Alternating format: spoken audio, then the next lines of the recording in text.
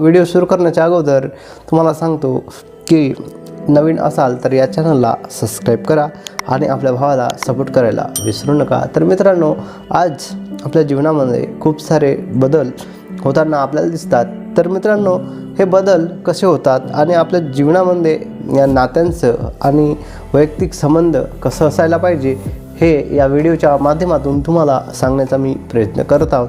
तर मित्रांनो, हे आपले संबंध, नाते आणि आपण ज्या समाजामध्ये वागतो या समाजाशी आपलं नातं कसं राहायला पाहिजे आणि या समाजामध्ये राहत असताना आपल्या सभोवताल जे लोक असतात यांच्याविषयी जरा जाणून घ्यायला पाहिजे।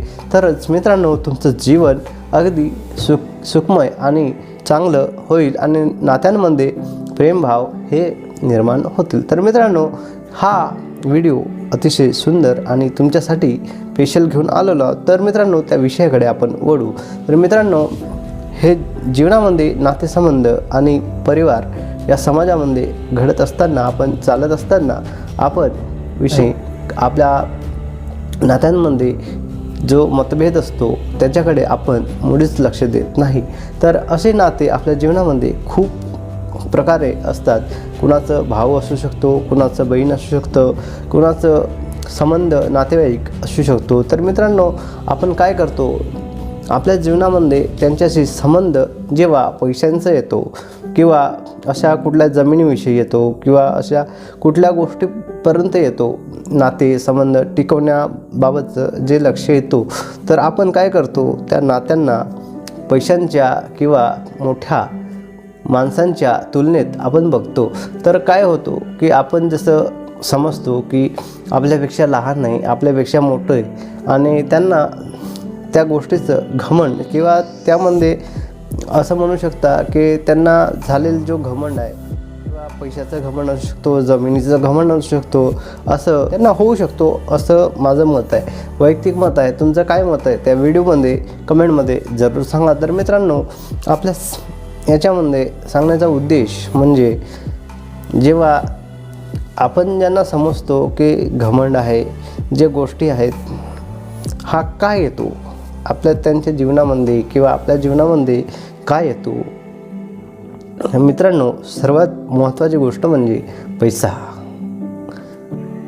ज्याच्याकडे पैसा आहे त्याच्याकडे पॉवर आहे असं म्हणतात। पण मित्रांनो, त्याच्या पलीकडली गोष्ट म्हणजे नातं आणि प्रेम।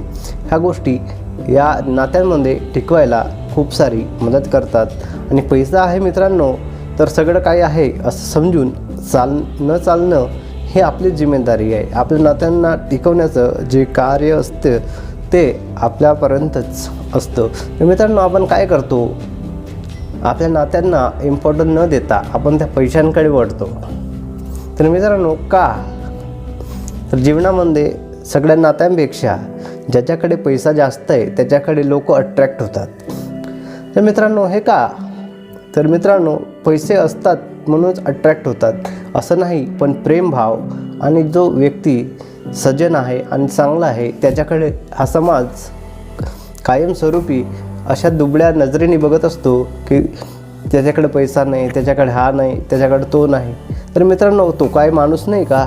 आपण एक गोष्ट विसरतो की तो माणूस नाही का, तो जगतोय, चांगल्या भावनेने जगतोय, पण आपल्याशी जो समाज वागत असतो ते चांगल्या रीतीनं वागतोय का हे आपण कधीच मनावर घेत नाही आणि आपण कधीच चांगल्या रीतीने त्यांच्याकडे बघण्याचा दृष्टिकोन हा मात्र गलत असतो। तर मित्रांनो, हा गलत याच्याकडे दुर्लक्ष करतो नाही, आपल्या नात्यांमध्ये त्याला वेगळ्या नजरेने बघत असतो।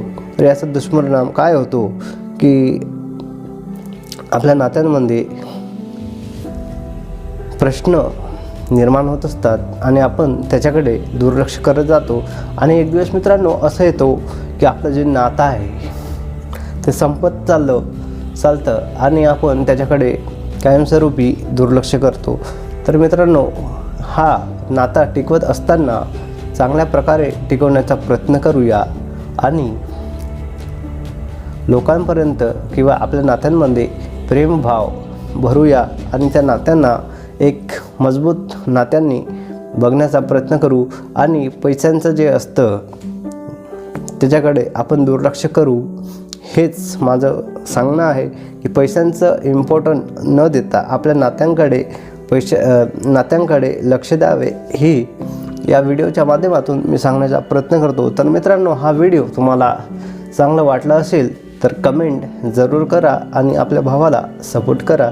तर मित्रांनो, भेटूया आपण पुढच्या व्हिडिओमध्ये.